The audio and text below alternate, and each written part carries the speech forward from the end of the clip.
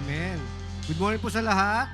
Morning! Good morning. Yan, sa umagang ito, tayo ay magpupuli sa ating Panginoon dahil siya yung nag-iisang Diyos. Amen po ba? Amen. Tayo na po tayo. Yan. Sabi po doon sa awitin, bakit nga ba? Bakit nga ba? Yan.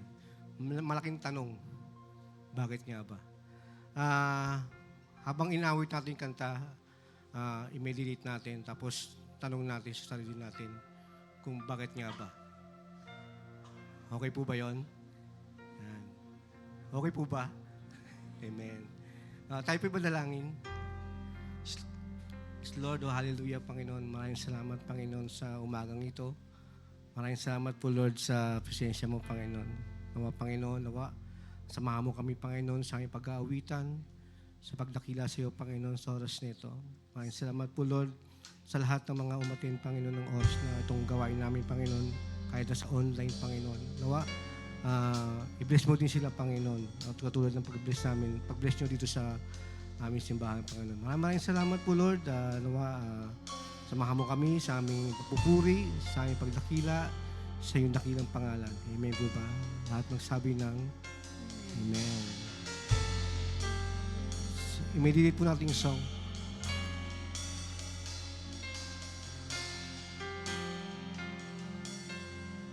Amen.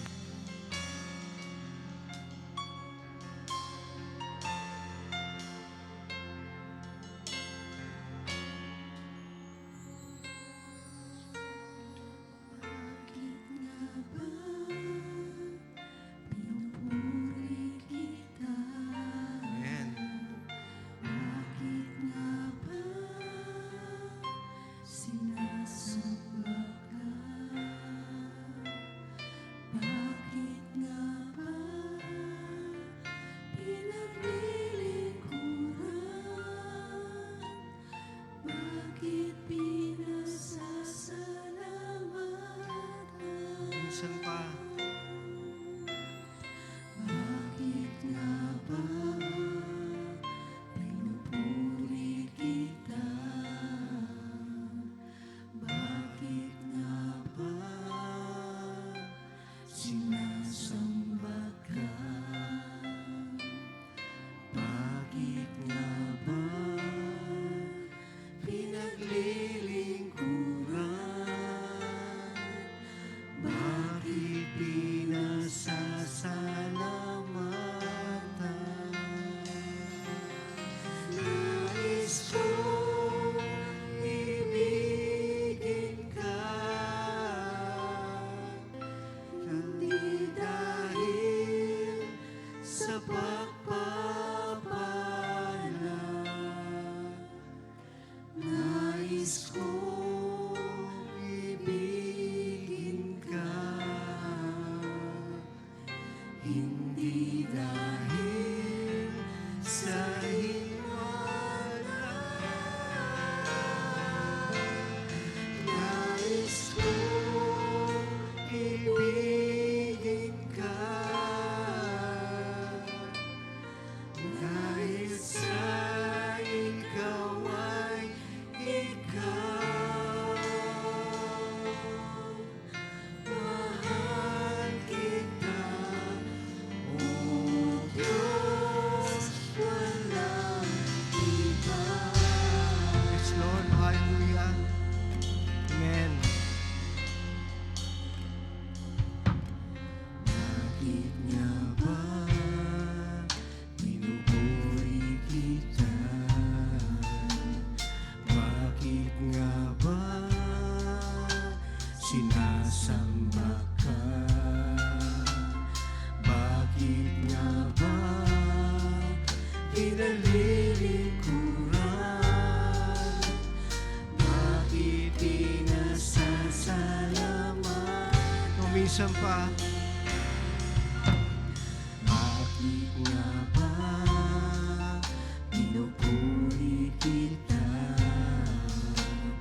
Bakit nga ba sinasamba ka? Bakit nga ba pinaglilingkuran? Bakit pinasasalamat? Ang nais ko, Panginoon, Nais kong ibigin ka, hindi dahil sa pagpapala. Nais kong ibigin ka,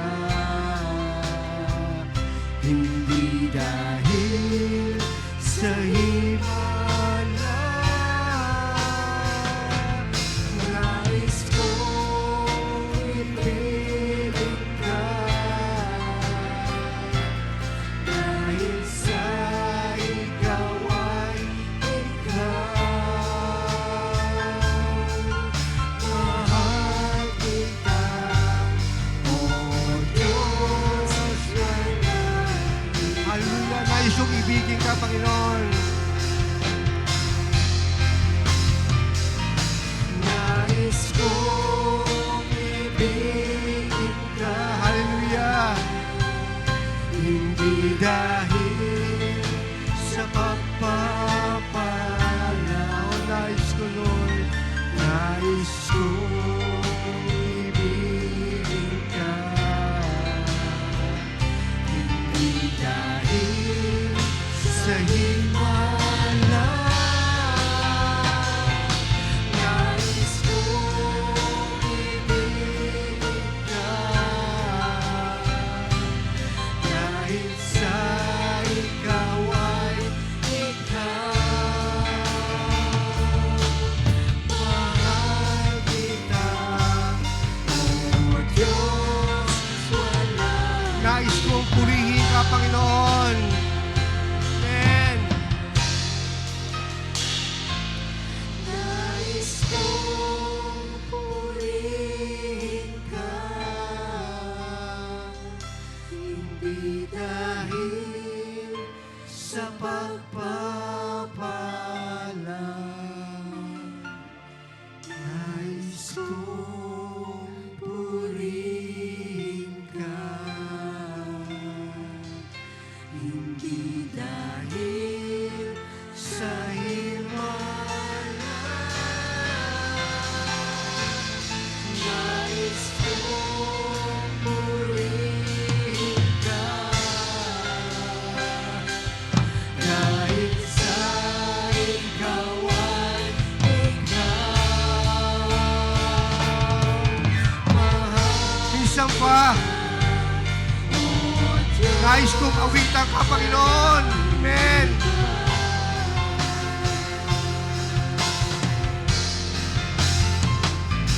Nais kong awitan ka, hindi dahil sa pagpapala. Nais kong awitan ka, hindi dahil sa himala. Nais kong awitan ka, dahil sa ikaw ay ikaw. Mahal kita,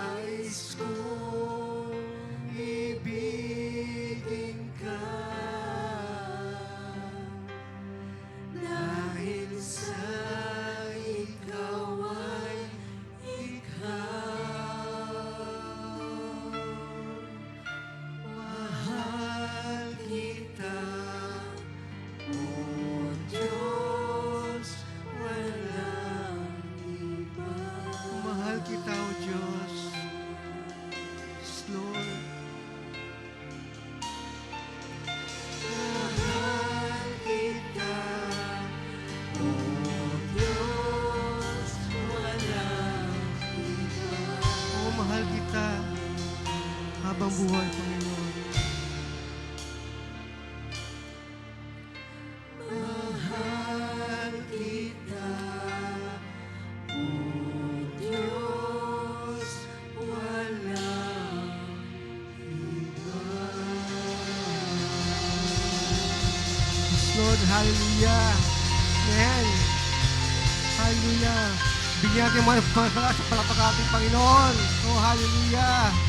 Purihin ka, Panginoon. Amen. Ito ang nais ko, Panginoon. Hallelujah.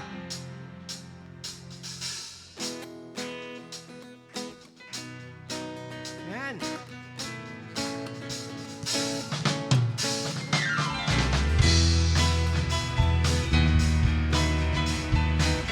Ito yung nais natin, mapuri sa ating Panginoon. Hallelujah, Lord. Amen.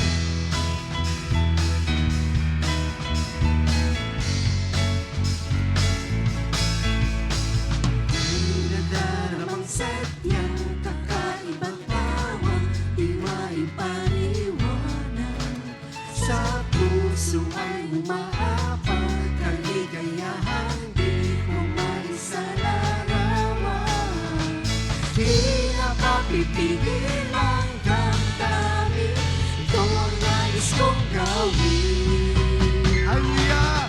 Ang magpuri sa'yo ng buong puso ko at magdiwang sa kabutihan mo. Mag-alay ng sayaw, sumunod sumigaw, o Panginoon, ito ang nais ko. Hallelujah. Amen. Pinadaramang sadyang kakaibang tawang di maipaliwanag. Sa puso ay umaapaw kaligayahan di ko maisalarawan. Di na mapipigil. Di na mapipigil ang damdamin, ito ang nais kong gawin. Hallelujah. Ang magpuri sa'yo ng buong puso ko at mag-iwan sa kabutihan mo. Mag-alay ng sayaw, lumutag sumigaw, o Panginoon, ito ang nais ko. Ang awitan kita sa aking pagsamba, at sa tuwin ay luwalhatiin ka. Magpakailan pa man, di mawalay sa'yo, o Panginoon, ito ang nais ko. Ang magpuri sa'yo ng buong puso ko at mag-iwan sa kabutihan mo. Mag-alay ng sayaw, lumutang sumigaw, o Panginoon, ito ang nais ko. Ang awitan kita sa aking pagsamba, at sa tuwin ay luwalhatiin ka. Magpakailan pa man, di mawalay sa'yo, o Panginoon, ito ang nais ko. Amen. Ito ang nais ko. Ang magpuri sa'yo ng buong puso ko at mag-iwang sa kabutihan mo. Mag-alay ng sayaw, lumutang sumigaw, o Panginoon, ito ang nais ko. Ang awitan kita sa aking pagsamba, at sa tuwin ay luwalhatiin ka. Magpakailan pa man, di mawalay sa'yo, o Panginoon, ito ang nais ko.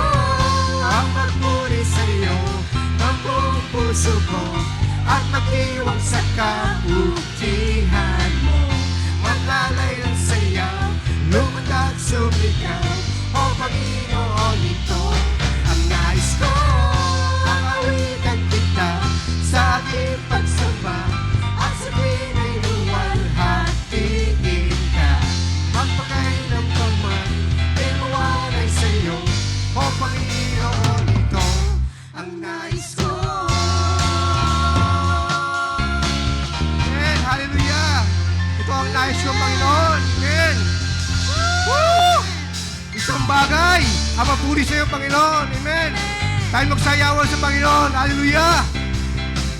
Amen.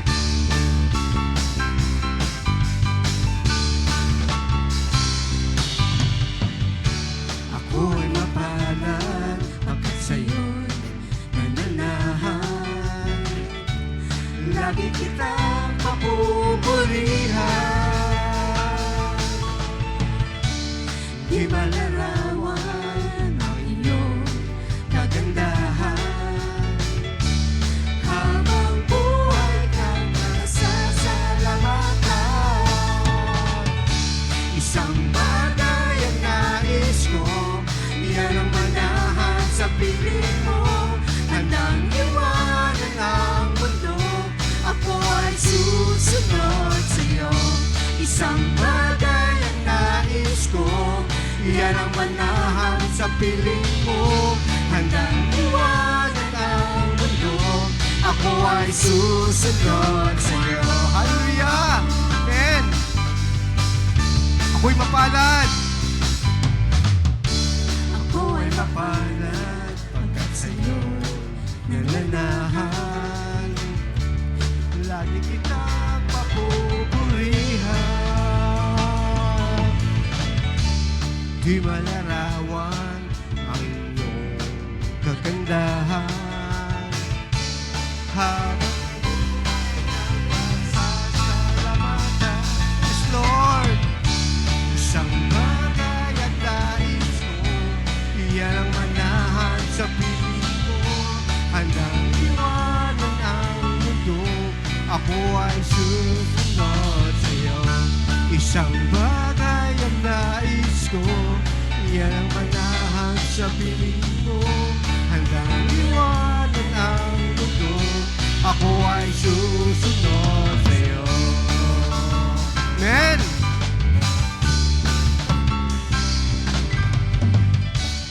Langit sa lupa ang aking nararanasan. Sigla kong ay di maparisan. Di ko masukat ang iyong katapatan. Just ikaw lamang ang aasahan. Isang bagay ang nais ko, iyan ang manahan sa piling mo. Handang iwanan ang mundo, ako ay susunod sa'yo. Isang bagay ang nais ko, iyan ang manahan sa piling mo. Handang iwanan ang mundo, ako ay susunod sa'yo. Sa tuwing sa'yo'y lumalapit, anong ligaya ang hatid. Dinerais pa ang oras na ito'y mapaging. Ikat ng puso't damdamin, nawawala gumagaling. Dahil sa'yo, dahil sa'yo.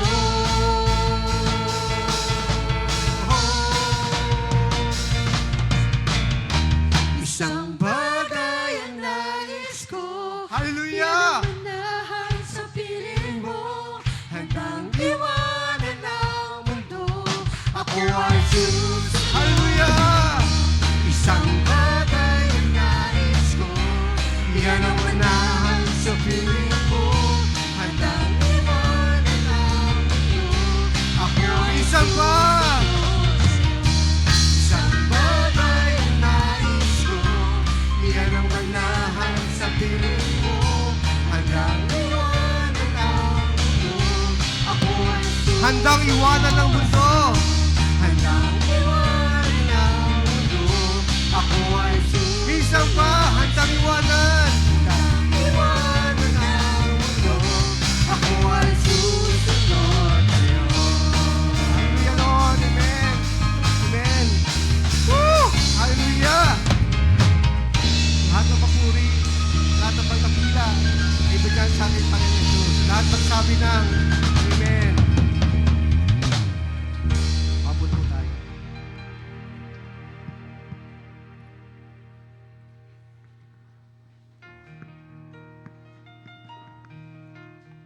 Ayan. Good morning po sa ating lahat. Napuno po ba ang puso natin? Amen. Ayan. Ngayon po, dumako po tayo sa tithes and offering. So, So, may question po muna ako. Sino po dito yung may mga load? Load. Load po. Ay, wala. Sige po. Yung load daw po ay parang yung pagbibigay po natin ng tithes and offering. 'Di ba kapag may load po tayo, makakapag-text tayo, tawag tayo sa ating mga loved ones, family or friends man yan. Ganon din daw po sa pagbibigay po natin sa tithes and offering.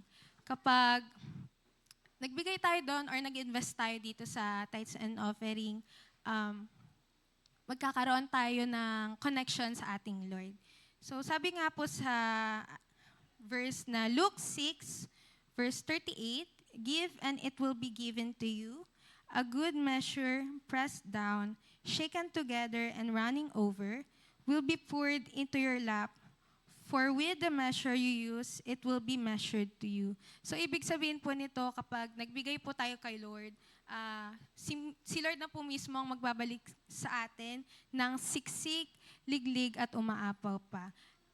Kaya let's pray po tayo. Lord, maraming salamat po dahil ikaw po ang aming unlimited provider, Lord God. Thank you, Lord, dahil ikaw din po ang laging nandyan sa amin to guide, Lord God, sa aming pangangailangan, Lord God. Lord, ngayon po, i-return po namin, Lord God, lahat ng pagpapala, Lord God, na ibinibigay niyo po sa amin sa pamamagitan po ng tithes and offering, Lord. Lord, lahat po ng magbibigay ngayong umagang ito ay i-bless niyo po ang buhay nila, Lord God. In Jesus' mighty name we pray. Amen. Ayan. Ngayon po, pwede na po tayong tumayo at pumila sa gitna. At yung exit po sa gilid.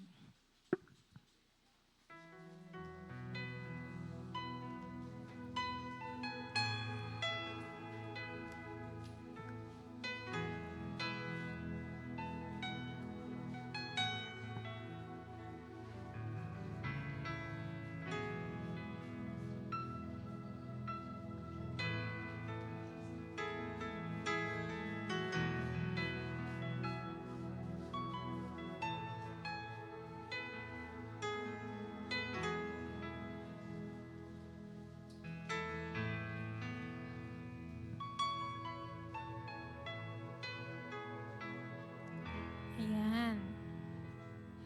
Ngayon naman po, dumako po tayo sa announcements. Mamaya po, 1 p.m., ngayon po August 24, 2025, meron po tayong Youth Fellowship.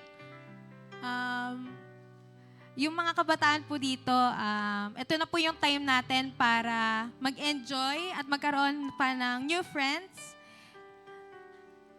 Ayun po. At saka, another announcement po, meron po tayong discipleship every Sunday, 8:30 to 9 a.m. Onting oras lang po ito. Imagine 30 minutes, pero sobrang importante po sobrang importante po nito sa buhay natin. Ayan, so eto na po, may birthday po ngayong August 29, si Kuya Desi Atienza. Nandito po ba siya ngayon? Ayan, God bless po. Ayan, kakantahan pa po ba natin? Sige, kantahan po natin. Happy birthday to you. Happy birthday, happy birthday, happy birthday to you. May the Lord God bless you. May the Lord God bless you. May the Lord God bless you. Ayan. God bless po, Kuya Desi. Happy birthday po. Ayan po. So, meron po tayong visitor ngayon na si... Ay, meron pa po pala. Ayan. May additional announcement po tayo. Discipleship teachers po. May meeting po tayo after ng service. Please see Sister Mai and Pastor Alex po. Ayan. Ayan. Dito po, ngayon po may visitor po tayo. Si Gabe D. Canuda. Nasaan ka po? Hi. Mamaya sama ka sa fellowship. Ayan. Sa ano po siya? Taga Aplaya, sa Binakayan po. In-invite po ni Cassie Reyes. Ayan. God bless you, Cassie, for inviting Gabe. Ayan naman po. Ngayon po, ayan, ready na po natin yung heart natin dahil makakarinig na po tayo ng Word of God. So, ayan po, inaanyanyahan ko po sa stage si Pastor Richard Karangian.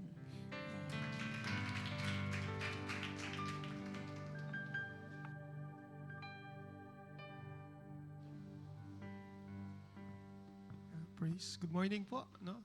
Salamat, Isa. Isa, anong height mo? Ha? Ay, pantangkad ni Isa eh. Dati nakita lang kita, ganun ka lang. Eh. Kasi yung mga parang children dati dito, ano na, no? Mga teens na sila talaga. Anyway, good morning po no, sa bawat isa, no, sa inyo. No? At salamat po sa Diyos na nagkita-kita tayo ngayon. Nagpapasalamat po ako sa Diyos sa another opportunity po no, na makapag-share po sa inyo ng Word of God, no? At nadalangin ko na gamitin ako sa inyo ng Panginoon para madagdagan po yung ating mga pananampalataya at magamit natin no, sa pang-araw-araw na buhay natin. No? Lagi ko pong sinasabi na kami po mga pastor, mga instrument lang po kami. No? Pero po ang tunay na, at maging yung mga hindi pastor, yung mga tumatayo po dito, mga instrument lang po kami para maghayag ng salita ng Diyos. Pero po yung Holy Spirit ang hihipo talaga sa ating puso para hindi lang natin mapakinggan, kundi maunawaan natin, hindi lang din maunawaan para maisagawa din natin yung mga Word of God po no, na ating napagbubulay-bulayan. Amen ba mga kapatid? O naway samahan tayo ni Lord. Kanina pinakinggan ni Lord yung ating mga pag-awit, yung ating mga panalangin. Ngayon naman tayo po yung makikinig sa salita po ng ating Panginoong Diyos. No? Ang topic natin ngayon mga kapatid ay tungkol po sa prayer. Pero hindi ko na po ituturo kung yung definition, hindi na natin pag-uusapan kung ilang beses ba dapat mag-pray, kung ano ba yung mga nilalaman ng panalangin natin. Kasi alam kong alam nyo na yan. Amen ba? Alam kong alam nyo na po yan. Very basic po yan no, para sa atin. Pero may pag-uusapan po tayo ngayon sa prayer no, na isang katanungan. At ito po yung sasagutin natin sa umagang ito. At yung tanong po na sasabihin ko sa inyo, ito na rin po yung pinaka-title natin. No? At ang title natin, Why Didn't God Answer My Prayers? No, bakit nga ba may mga pagkakataon po no, na parang hindi tinutugon ni Lord yung mga panalangin natin sa gusto nating pagtugon? May mga pagkakataon po na parang pakiramdam natin hindi po tayo sinasagot ng Panginoon sa mga panalangin natin. So yun yung topic natin, no? Why didn't God answer my prayers? Alam niyo po, ang pinakamahirap na tanong na sagutin, yung tanong po na why.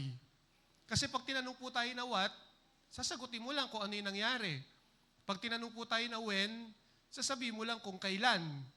Pag where, kung saan. Ano pa ba? Yung how, kung paano nangyari. Pero kapag tinanong tayo no, ng why, napakalalim po niyan mga kapatid. Dapat maarok natin yung isipan ng taong gumawa nun o dapat maunawaan natin talaga yung mga pangyayari. Katulad na lang po, no, kung di po ako nagkakamali, yung nabalita po na may 3 pong anak siya na pinatay, taga Bulacan po ba yun? Kung natatandaan natin, no? Ang balita, siya po yung pumatay. Pero nung in-interview po yung kanyang nanay sa Tulpo, kay Rapi Tulpo, hindi siya naniniwala na papatayin ng anak niya yung mga apo niya. Kasi mahal na mahal nung nanay yung kanyang mga anak, no? Maliban na lang talaga kung medyo nasiraan po ng pag-iisip, nagkaroon ng nervous breakdown po yung nanay. Pero ang sabi po ng lola, ang pumatay daw, yun ang sabi nila ha, yung biyanan. No? Pero wala namang ebidensya, ongoing po yung ano doon, yung anong tawag doon, yung investigation po. Pero kaya ko po yung nasabi, pagpalagay na natin na yung babae ang pumatay doon sa 3 anak niya. Tapos gamitin natin yung mga tanong, what? O, madali po siyang sagutin, what? May pinatay. How? Sinunog. Di ba po? Binuhusan ng mga gasolina, tapos sinunog po. When? Kung kailan po nangyari yon, hindi ko po alam kung mga 4 months ago na yon. Tapos where? Sa Bulacan. Pero pag tinanong tayo, why? Bakit? Ba't niya sinunog? Ang hirap pong sagutin. Tama mga kapatid? Kasi dapat arukin natin kung ano yung nasa damdamin ng nanay. kung talagang siya nga ba po pumatay nun. At ganun din mga kapatid, no, hindi po ganun kadali na sagutin. Pag sa Diyos natin tinatanong, minsan may tanong, why did God let it happen? Why should I trust God? At ngayong umaga ngayon, medyo mahirap din siya, why didn't God answer my prayers? Kayo po ba mga kapatid, may mga dasal po tayo na parang pakiramdam natin hindi tayo sinasagot ng Panginoon? Amen, di ba? Di ba minsan punong-puno po tayo ng faith, no? May faith naman tayo, lumapit tayo sa Panginoon, pero parang hindi pa rin tayo sinagot ng Panginoon. Kaya minsan makakapag-isip po tayo no, na bakit nga ba si Lord minsan or madalas hindi tayo sinasagot o tinutugon sa ating mga panalangin. At yan po yung sasagutin natin sa umagang ito. At disclaimer lang mga kapatid, I don't have all the answers. I don't have all the answer. Hindi ko po talaga rin alam minsan yung mga sagot sa ganitong mga tanong. Minsan mapapaisip ka na lang talaga, confusing din sa akin. Minsan di ko rin po talaga alam. Pero the good news, mga kapatid, may makikita tayong mga kasagutan sa Bible. Yun po yung importante. Kahit wala kang sagot, pero ang importante, may sagot naman na makikita tayo sa Bible.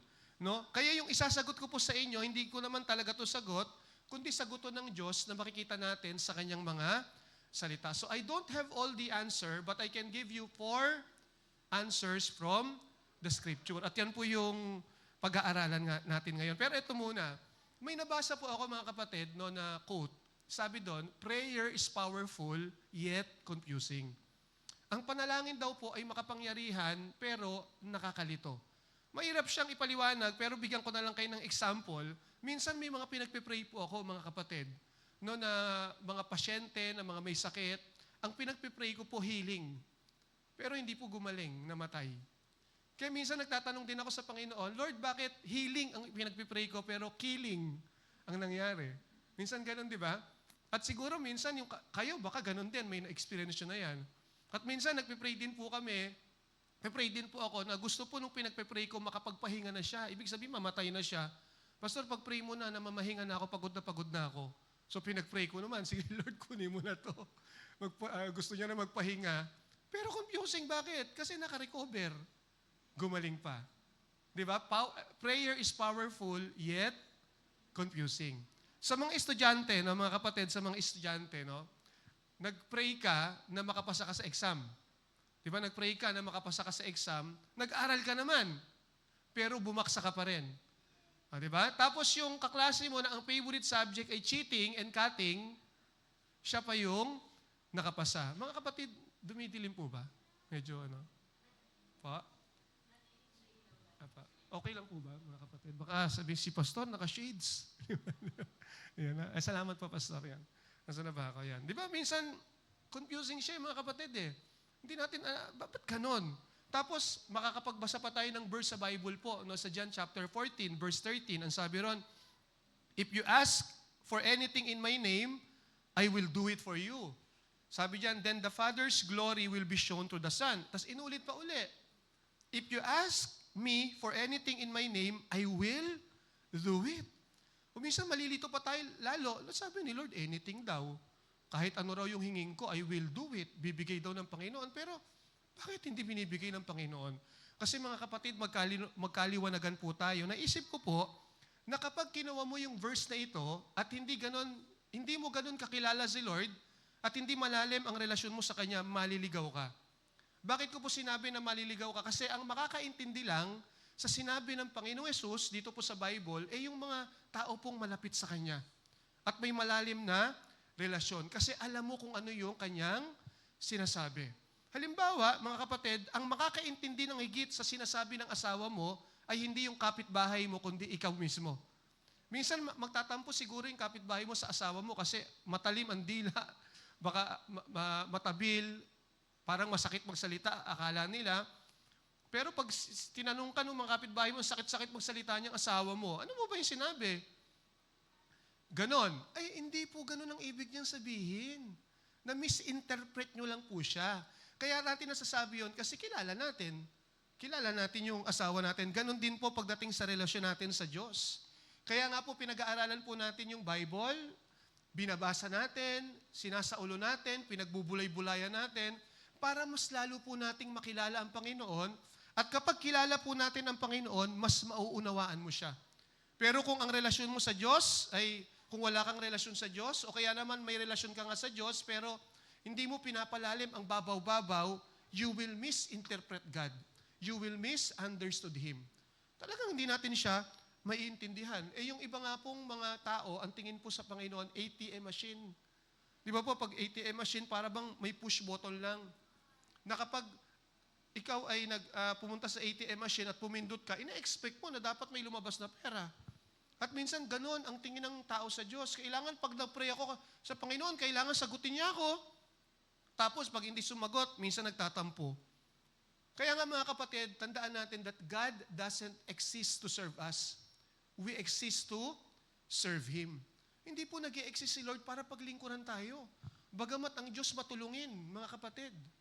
Pero yung kabaligtaran nun, kaya tayo nag-i-exist para paglingkuran po natin ang ating Panginoon. Because God is not a button to be pushed, but a relationship to be pursued. Ang Panginoon hindi lang ganun kababaw. Kaya ako nagpe-pray, kaya ako lumalapit sa Panginoon para mag-pray lang. Hindi po. Kaya tayo nagpe-pray, first and foremost, kasi may relationship tayo sa Kanya.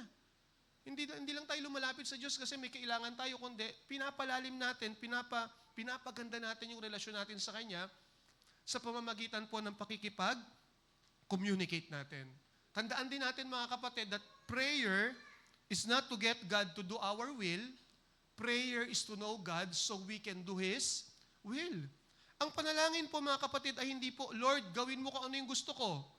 Hindi po ganun ang panalangin. Ang panalangin po mga kapatid, Lord, paalam mo sa akin kung ano yung gusto mo at yun yung gagawin ko at yun yung ihingin ko sa iyo. Amen pa mga kapatid? Kaya nga, mas maganda inaalam natin yung kalooban ni Lord kung ano yung gusto niya para naka-align din doon kung ano yung ihingin mo sa Kanya, kung ano yung mga gagawin po natin. Kaya minsan, nakaka-experience ulit yung tao na marami siyang inihingi sa Diyos, hindi binibigay ng Panginoon kasi hindi naka-align. Hindi gusto ng Diyos yun, gusto mo lang yun. Kaya ang prayer po mga kapatid ay, prayer is not to get God to do our will. Prayer is to know God so we can do His will. Gusto ko lang po magbigay po ng illustration. Sino pa dito yung magbo-volunteer na hindi nahihiya? Ano ba yung kabaliktaran ng hindi nahihiya? Ay, hindi naman ganun, sis. Sorry. Hindi, totoo ganun. Ine-expect kong sagot eh. Sino dito? Yung meron ka matinding pangangailangan, hindi ka magsisisi. Dito ka lang naman tatayo. Sino dito? Sige, gusto ko sa mga kabataan. Ikaw, sis? Sino ba si Jerome? Sige, tatayo ka. Para hindi na magtagal. Sige, illustrate. Ha? Kung gusto mo, makiat. Sige, akyat ka dito, no? Anong pangalan mo, sis? Jello. Si Jello. Parang nakikita ko sa si Julia, yung pamangking ko. No? Si Julia, masarap, no? Oo. Julia, illustration lang to, simple lang naman, na para, ano ba? Jello pala. Jello, illustration lang to, ha? Parang humihingi lang din tayo sa Panginoon. Hindi naman ako si Lord, pero illustration lang. Hingi ka sa akin. Sige, hingi ka. Bahala ka. Sige, hingi ka muna. Okay. Hingi ka. Magaling humingi ito. Ito muna, sagot ko ha. Hindi. Ayan. Hingi pa. Hindi. Hingi pa. Hindi. Hingi pa. Hindi. Sige, hingi ka pa. Hindi. Hindi. Hindi. Hindi kayo matatapos dito. Pero ang pinopoint ni Julia, ni Jello, yung pagiging natin sa Panginoon, yung perseverance in prayer, yung hindi ka magsasawa. Pero Jello, ganito lang yun naman yung gusto kong ipunto. No? Maybe you are asking the wrong question. Siguro pwede mo akong tanungin, Pastor, ano po ba yung gusto mong ibigay sa akin? Okay. Gusto kitang bigyan ng 500 pesos. Nagjo-joke lang. Gino-joke ba natin si Lord? Hindi, ako. Sige. Sige, hingi ulit. Hingi. Ha? Pastor, pahingi po, 500. Yun, mahusay ito. Di ba? Dahil humingi ka ng gusto kong ibigay sa'yo, bibigyan kita. Oh. Ito. Oh, sige. Ayaw mo ba? 1, 2. Oh, palakpakan naman natin si Jello. Ayan. Jello, example lang yun. Okay. Ay, dahil na, sige, Jello. Sa'yo na yan. Sige na, ayan. Ayan. Yan yung kasing conviction ko eh. No? So, simple lang. Pa? Isa pa? Si Jello lang yung ikikater ko ngayon. Okay naman. Libre mo na lang sila, Jello. Hindi, ano lang po, mga kapatid, mahusay nga humingi si Jello eh. Kasi nag-i-insist siya na penge, di ba? Sa iba, in-example ko to kasi syempre naturo ko na to sa amin. Yung iba, humingi siya sapatos. Sabi ko, hindi. Sinturon, hindi. Yung salamin, hindi. Relos, hindi. Tapos sabi ko sa kanya, tanungin mo ako kung ano yung gusto kong bigay sa'yo. Tinanong niya ako, sabi ko 500. So hingi. Tapos iba na naman hiningi niya, Pastor, penging kotse. Penging ano. Sabi ko 500 nga gusto ko ibigay sa'yo. So hingi. Penging candy. 500 nga yung gusto ko ibigay sa'yo. Di ba ganon? Mga kapatid, sumasagot lang ang Diyos sa gusto natin, hindi sa gusto niya. Pero kung yung gusto natin, gusto rin ni Lord, sasagutin ka niya.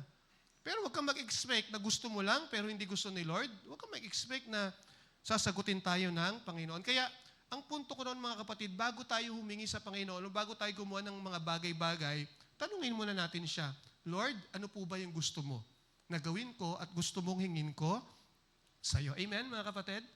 Di ba, balik tayo doon sa John 14:14. Sabi ron, if you ask me for anything in my name, I will do it.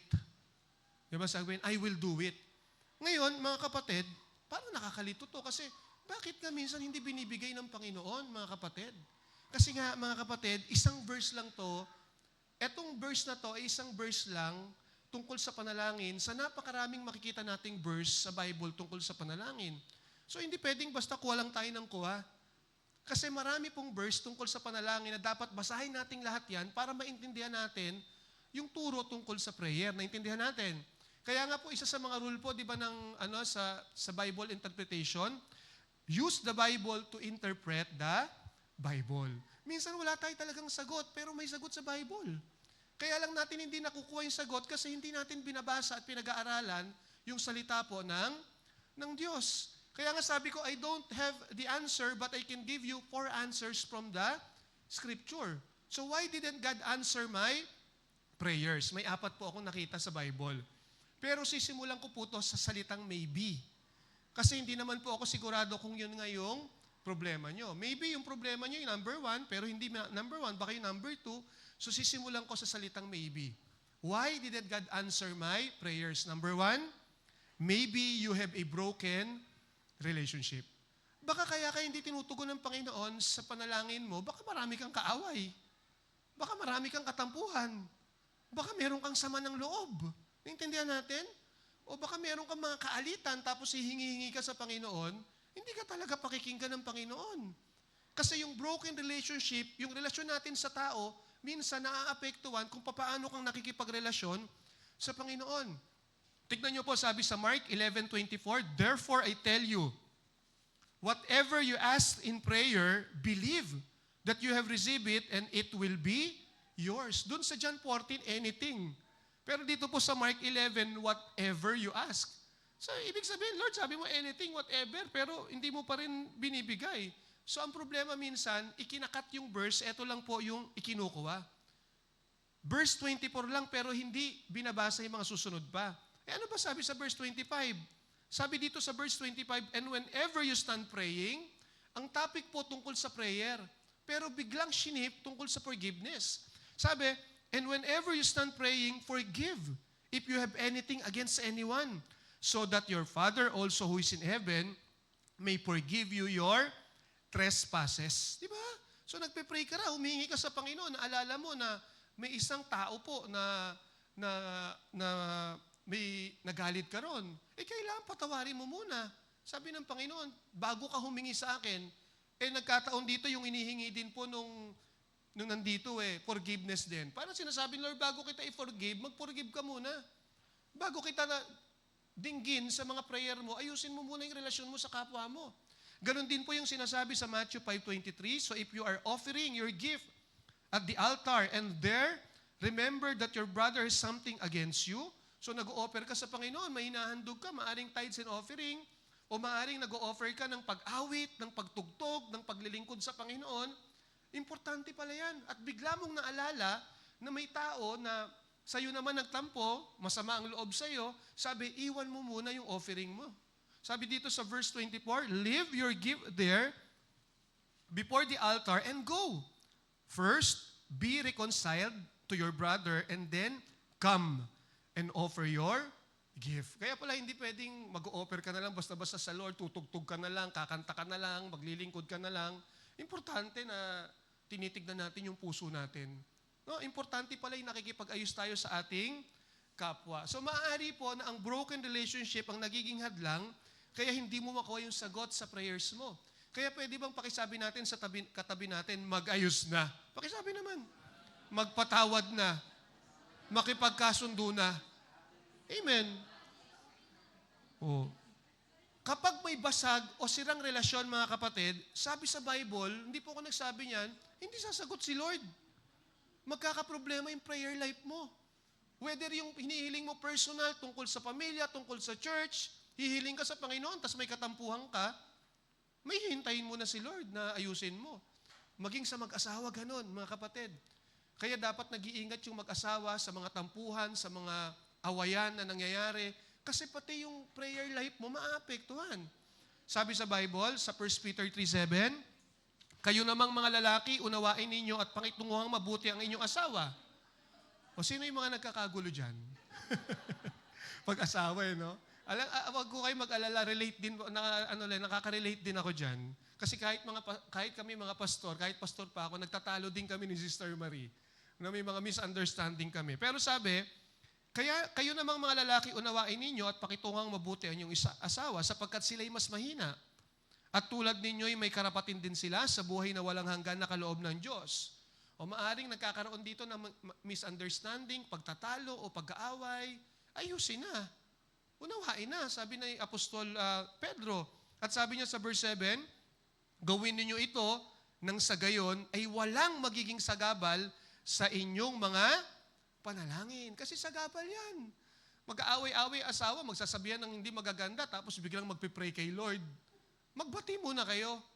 Kasi mga kapatid, isa sa mga nabasa ko po, nabasa ko lang to, nakuha ko lang to. Ang sabi ron, your relationship with people impact your relationship with God. Kung ano yung relasyon natin sa tao, nakaka-apekto kung paano ka nakikipagrelasyon sa Panginoon. Halimbawa, may nakaalitan ka bago ka nagsimba. Siguro nakatalo mo, yung anak mo, nanay mo, kapatid mo, kung sino man, nagtalo kayo.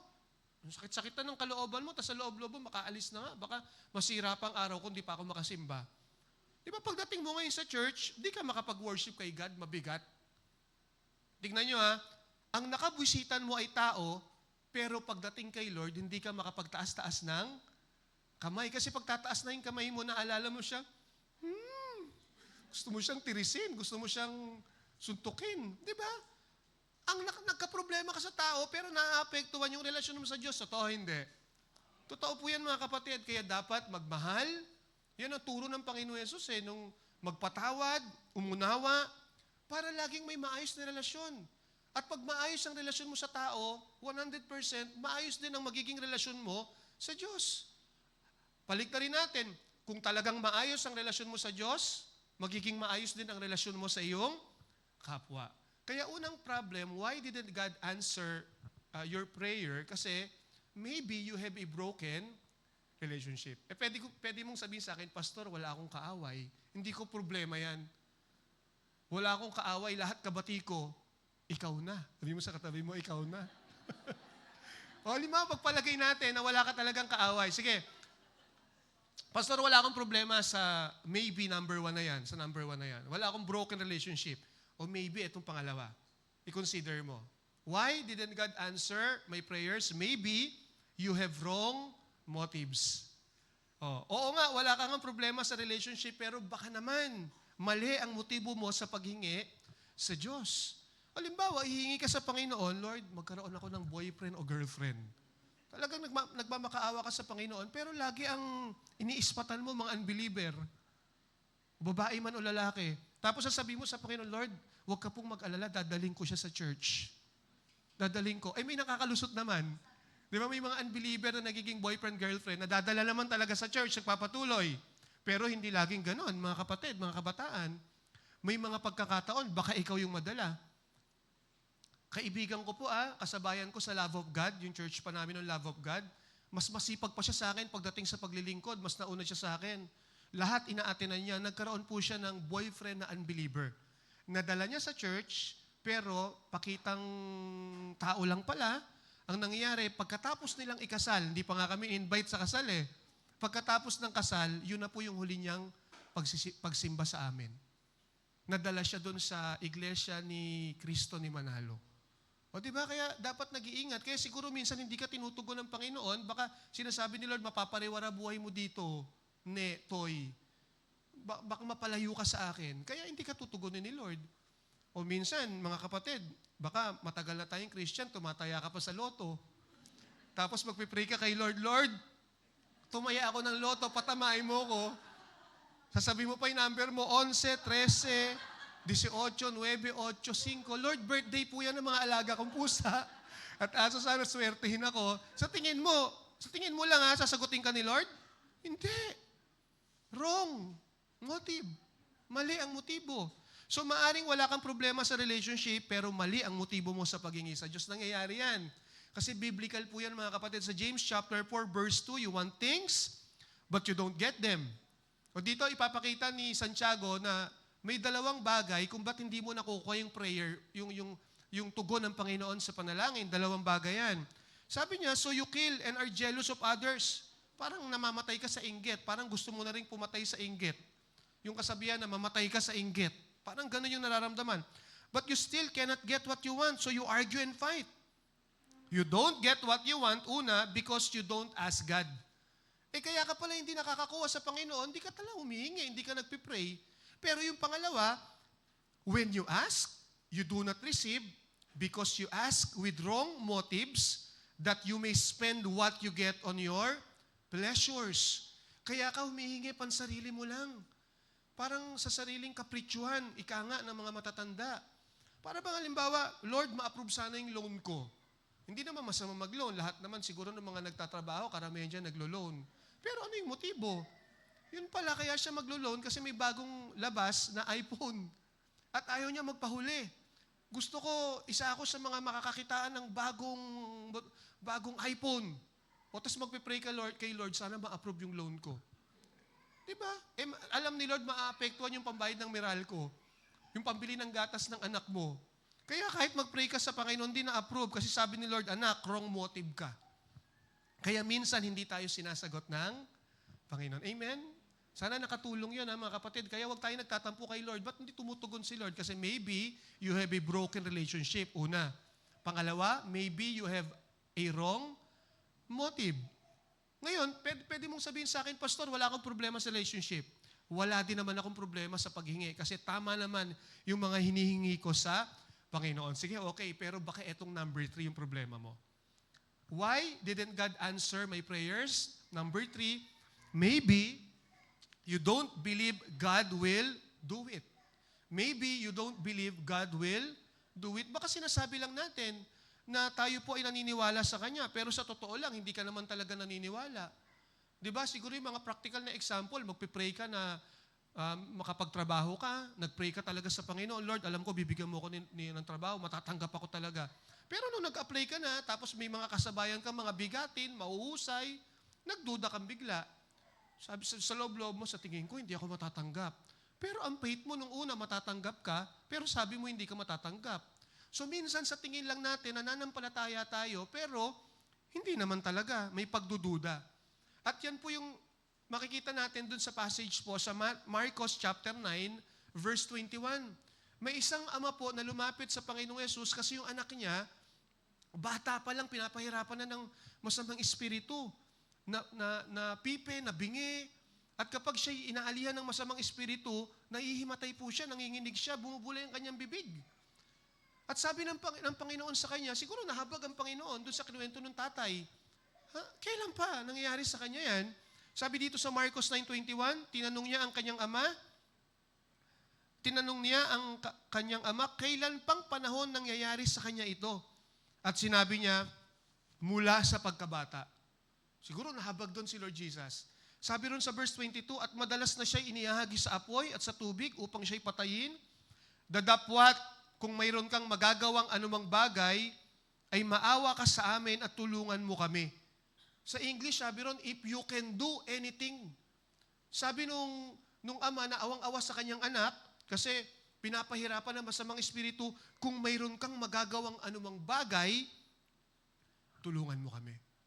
Pero nung binabasa ko po to, lalo na dito sa translation po na gamit ko, ang gara po nung sagot ng Panginoon. Sabi sa kanya nung tatay, if you can do anything, help us. Tulungan mo kami kung may magagawa ka. Pero ito ang sagot ni Lord sa verse 23. At sinabi sa kanya ni Jesus, kung kaya mo.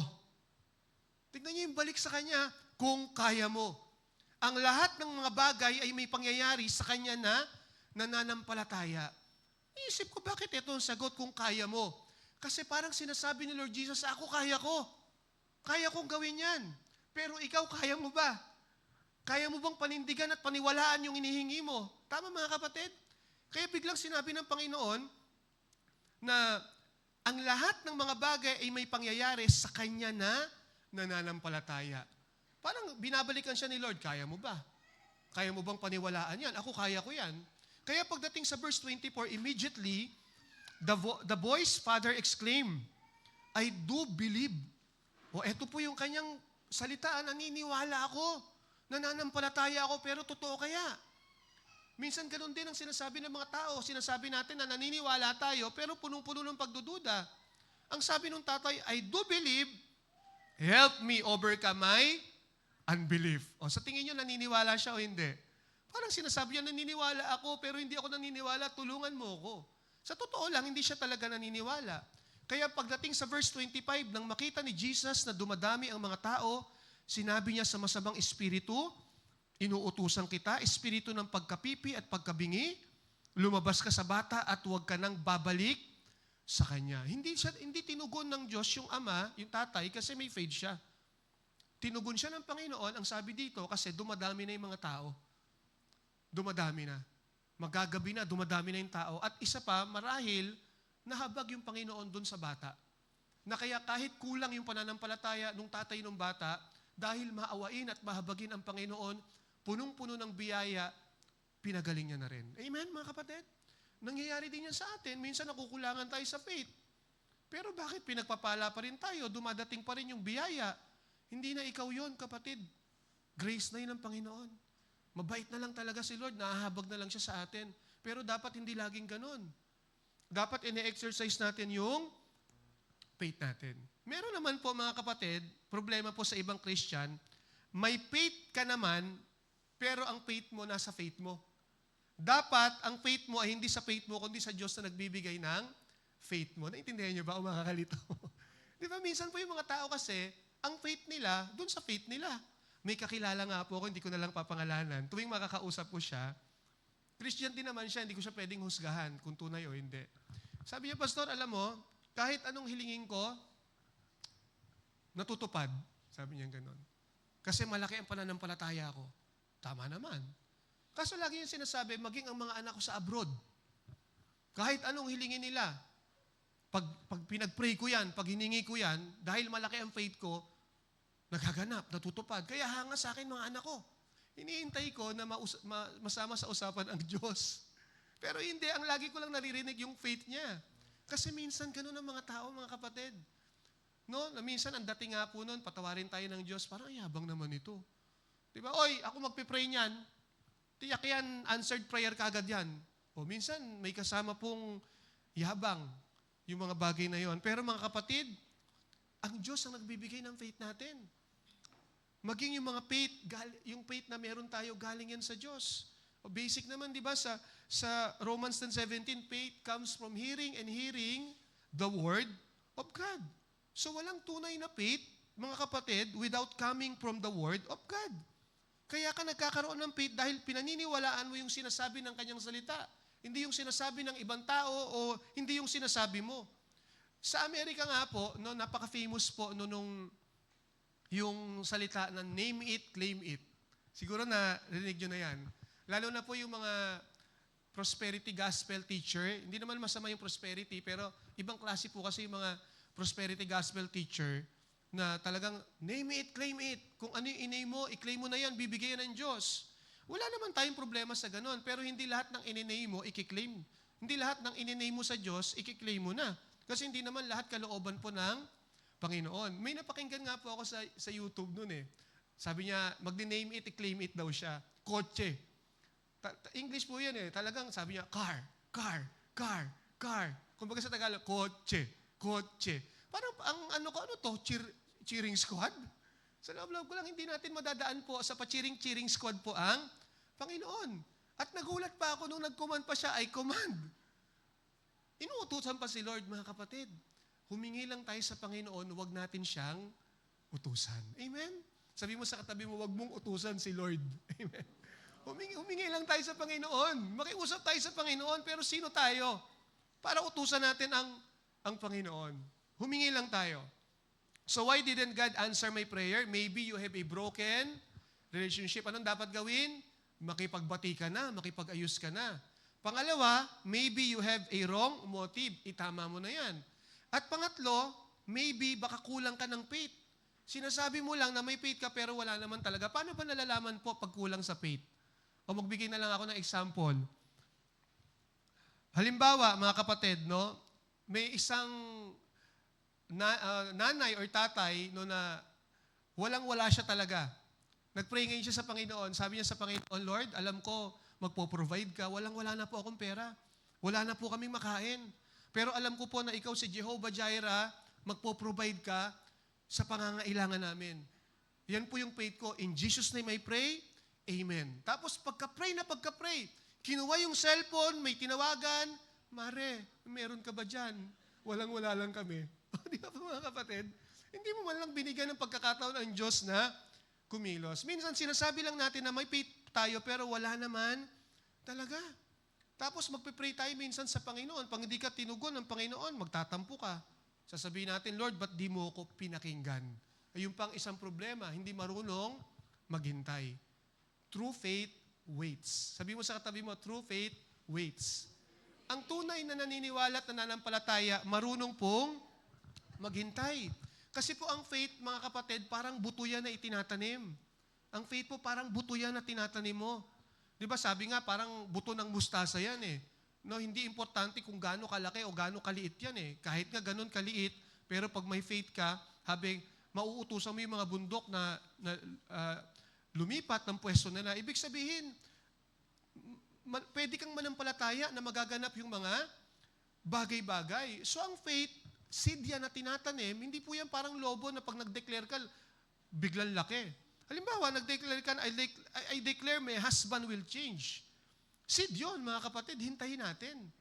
Nag-declare ka na, I declare my business will enlarge, my business will become productive and prosperous. Seed yun. Pag sinabi natin, I declare that my family will get to know God, seed po yun na parang tinatanim, hintayin mo yung seed na yan, kasi magkakaugat yan, tutubo yan, pero kailangan mong maghintay. Amen.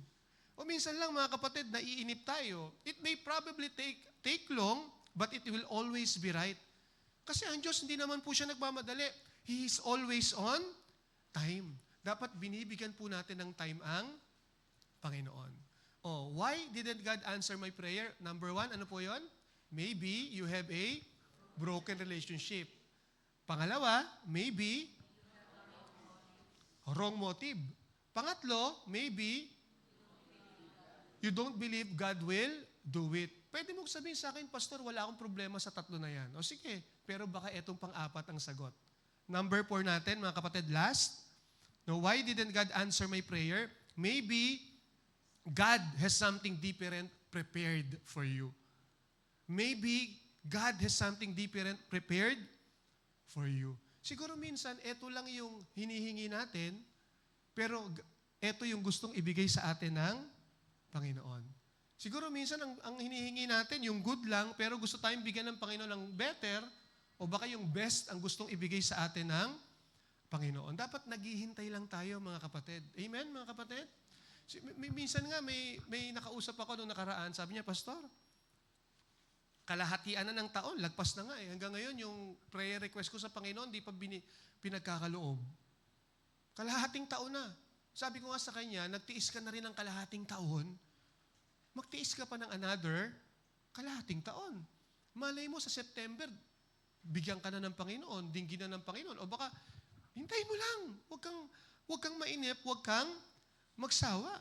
Kasi kadalasan mga kapatid, mas gusto ng Panginoon yung the best ang ibigay sa atin. Tingnan nyo, sabi po dito sa Ephesians chapter 3, verse 20, sa Kanya na makagagawa ng higit pa kaysa maaari nating hilingin at isipin sa pamamagitan ng Kanyang kapangyarihang naghahari sa atin. Kaya ako, mga kapatid, kahit sinong kausap ko, ini-encourage ko sila. Sinasabi ko sa kanila, ako naniniwala ako, etong taon na to, hindi pa tapos yung taong ito, pero pwede kang gulatin ng Panginoon in a good way. Ganon din yung gusto kong sabihin sa inyo, mga kapatid. Kapag tayo po'y nagtiis at nanampalataya sa Panginoon, naghintay tayo sa Kanya, pwede kang gulatin ng Panginoon in a good way. Magugulat ka sa gagawin ni Lord na pagpapala sa trabaho mo. Kung wala kang trabaho, pwede kang bigyan ng trabaho ng Panginoon.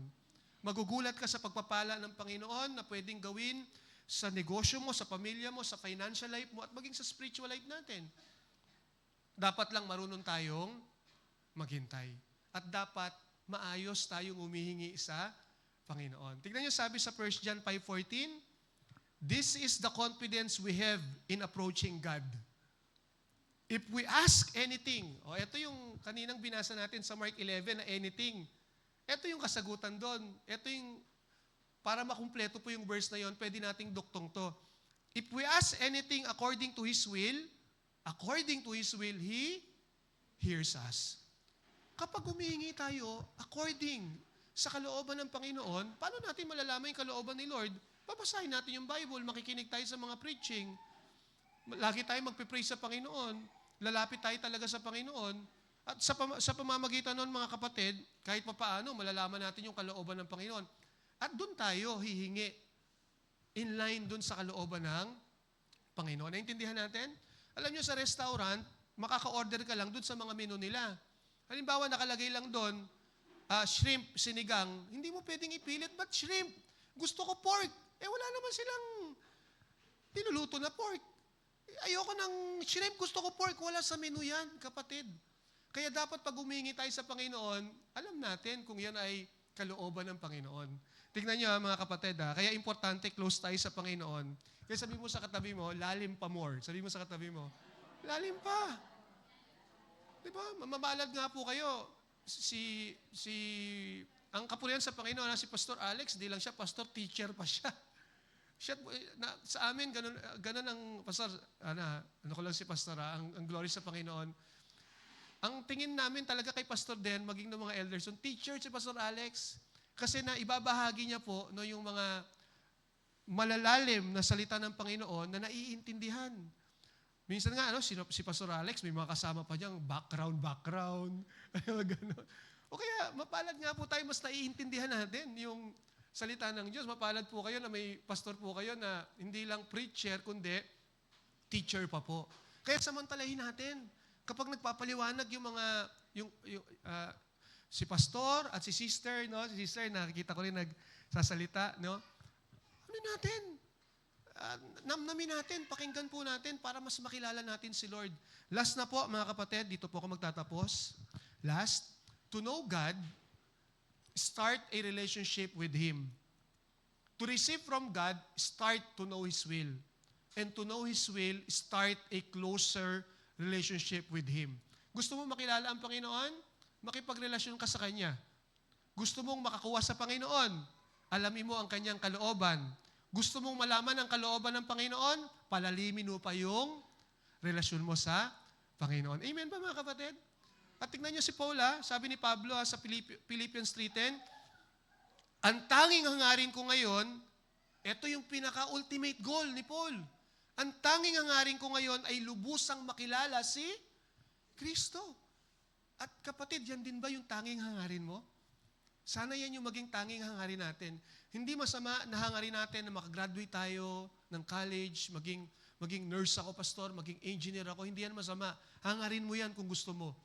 Hindi masama na maghangad tayo na magkaroon tayo na ng sariling pamilya, bumuo tayo ng pamilya natin. Hindi masama yan. Hangarin mo yan. Ang hangad ko, pastor, guminhawa naman ang buhay namin. Mabili namin yung mga gusto naming bilhin, makakain kami 3 o 5 beses sa isang araw. Hindi masamang hangarin. Hangarin mo yan. Pero habang hinahangad mo yung mga bagay na yan, ito yung pinakadapat ultimate goal natin. Hangarin natin na mas lalo nating makilala ang Panginoong Hesukristo.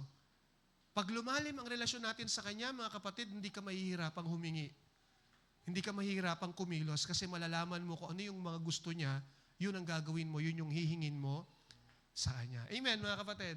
Palakpakan naman natin ang ating Panginoong Diyos. Yan. Bago po ako mag-pray, recap lang tayo. Why didn't God answer my prayers? Number 1, maybe you have a broken relationship. Sino dito may broken relationship? Huwag nyo na itaas yung kamay nyo. Ayusin na, makipagbati na. Mas piliin mo ang Panginoon kaysa dun sa pakikipaggalit mo at pakikipagtampuhan mo. Pangalawa, maybe you have a wrong motive. Itama mo lang yan, kapatid. Pangatlo, maybe you don't believe God will do it. Ibig sabihin yan, mga kapatid, increase pa natin yung faith natin. Makinig tayo na makinig.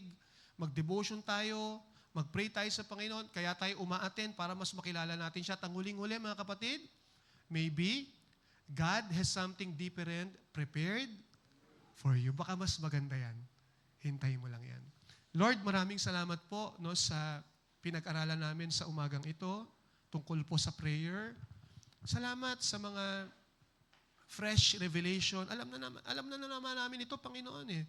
Pero minsan kapag nauulit, kapag napag-aaralan at napagbubulay-bulayan, nagkakaroon kami ng realization. At ngayon, naway ang bawat isa sa amin na nakapakinig ay nakarealize kami. Una, hindi ka namin dapat sisihin, Panginoon, kung bakit ang mga prayers namin ay hindi lahat tinutugon mo sa gusto naming paraan, sa gusto naming pagtugon mo. Nalaman namin, Panginoon, na may layunin ka. Nalaman namin, Panginoon, na may mga hinihintay ka lang minsan sa amin. Hindi ka madamot na Diyos, Panginoon. Bago pa kami humingi sa iyo, nakahanda na yung mga kasagutan, Panginoon. Pero hinihintay mo lang na maging maganda ang aming karakter. Maging tama ang aming motibo. Maging maganda ang relasyon namin sa aming kapwa. Panindigan namin yung aming pananampalataya at inihingi. At ngayon, naintindihan din namin, Panginoon, na baka hanggang ngayon wala pa kasi may mas maganda kang ibibigay, Panginoon, sa amin. Kapatid, yan yung maging faith mo. May mas maganda, the best, na ibibigay sa iyo ang Panginoon. Maaring nawalan ka, maaring may nawala, pero papalitan niya ng mas maganda pa, ng pinakamaganda ng ating Panginoong Diyos. Makipagrelasyon ka lang sa Diyos at palalimin mo yan, kapatid. Ang maging hangarin mo, patuloy mong makilala si Kristo. Salamat po, Panginoon. Ito pong aming panalangin. Sa pangalan mo lamang po, Panginoon Jesus. Lahat po tayo magsabi ng Amen. Yan. God bless po, mga kapatid. God bless.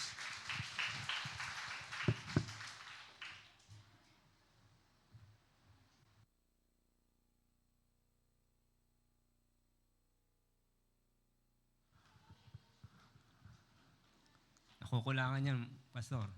Nakukulangan yung mga yan. Pero anyway, God bless you. Maganda po ang mensahe ng Lord. Amen po. Na-bless po ba tayong lahat?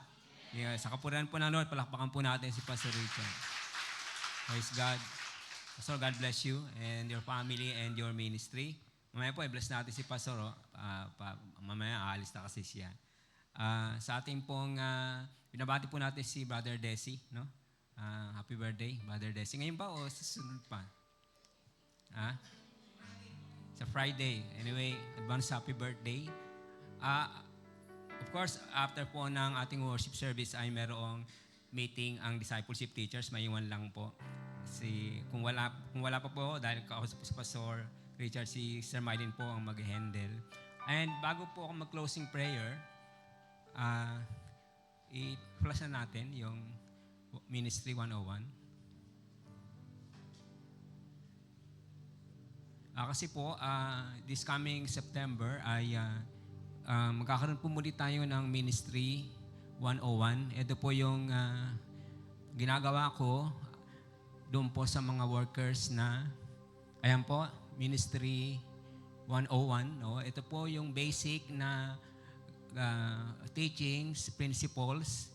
Bakit po tayo naglilingkod sa Diyos? Ano po yung foundation o basihan? Bakit tayo naglilingkod sa Diyos? Ano yung mga nire-record sa atin ng Panginoon? In other words, para po sa mga workers po ito na current, na matagal ng workers, refresher course po ito sa inyong lahat. So, you are required to attend this starting sa first Sunday po ng September, right after ng service, siguro around 1 o'clock. So, magdala po tayo ng ating pagkain, especially po sa mga workers. Ganun din po yung mga baguhan na mga workers natin, especially mga youth, at yung gusto mag-minister, yung mga tinetrain na, kagaya po ng marami sa juniors natin at sa ibang mga youth. Kung gusto nyo po na one of these days or maybe next year, gusto nyo maglingkod sa Diyos sa iba't ibang kaparaanan, umaten na po kayo so that pagdating ng panahon na ititrain kayo, hindi nyo nadadaanan itong 101, Ministry 101 kasi nakaten na po kayo. So, kailangan po natin gawin ito kasi kailangan po natin maintindihan talaga yung kung ano yung biblical foundation ng paglilingkod sa Lord. Amen po ba?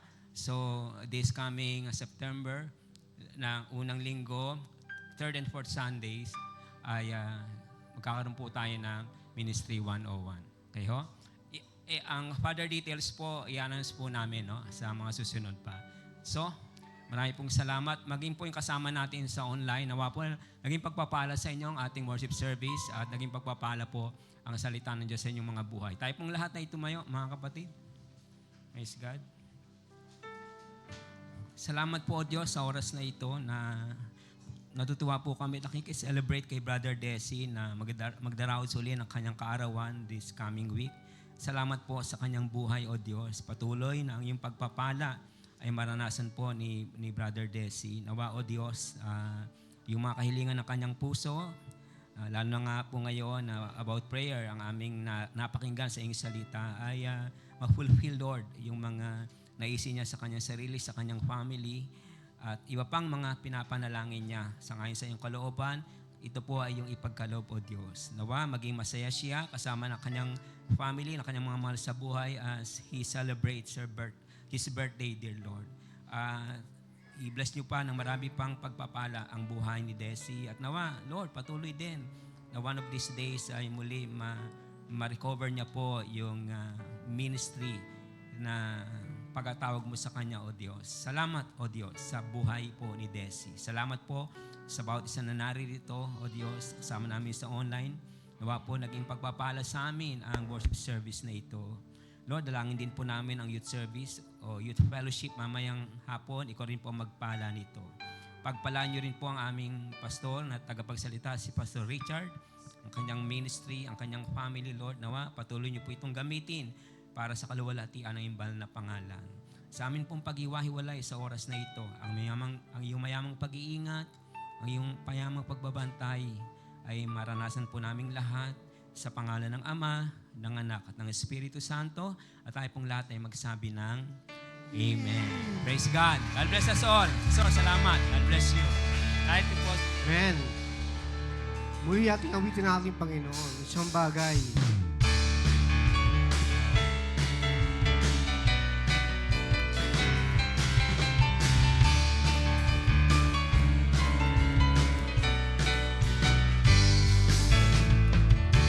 Isang bagay ang nais ko, yan ang manahan sa piling mo. Handang iwanan ang mundo, ako ay susunod sa iyo. Isang bagay ang nais ko, yan ang manahan sa piling mo. Handang iwanan ang mundo, ako ay susunod sa iyo.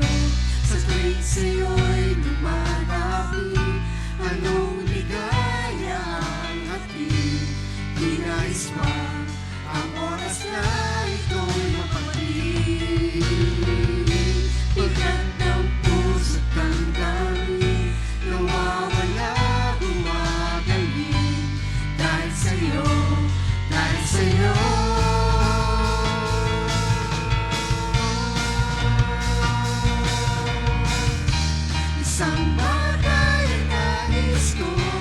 Iyan ang manahan sa piling mo.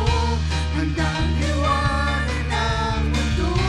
Ako ay susunod. God bless po sa lahat. Tayo din magkamay na. Isang bagay ang nais ko. Iyan ang manahan sa piling mo. Handang liwanag ng mundo. Isang pa. Ako ay susunod sa'yo. Isang bagay ang nais ko. Iyan ang manahan sa piling mo. Handang liwanag ng mundo. Ako ay Handang liwanag ng mundo. susunod sa'yo. Handang liwanag ng mundo. Ako ay Isang pa, handang susunod sa'yo. liwanag. Handang liwanag ng mundo. Ako ay susunod sa'yo. God bless po sa lahat. See you next Sunday.